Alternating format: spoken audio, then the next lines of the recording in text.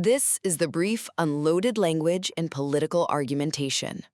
So what this analysis digs into is how political figures, and they use Donald Trump's rhetoric as a key example, use these really loaded emotional words, things like slurs or really charged metaphors. And the goal?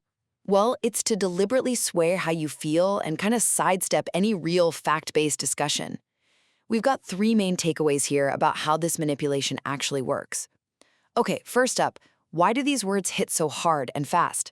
Well, the paper shows it's not just about describing things.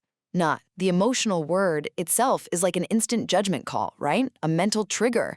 These powerful terms just skip right over complex thinking. They go straight for your gut feelings, your interests, pushing you toward a decision before you even really analyze the facts. Second, you'll see how this language gets used specifically to stir up certain emotions. Think about slurs like calling journalists scum, or just purely charged words like horrible, terrible, or even strong metaphors, like calling countries economic behemoths. That suggests danger, makes you feel fear. Or calling the US a dumping ground for migrants. That definitely provokes anger, contempt, frames it like an unfair attack. And finally, politicians get pretty clever. They actually redefine words to totally flip how they make you feel. Two main ways they do this.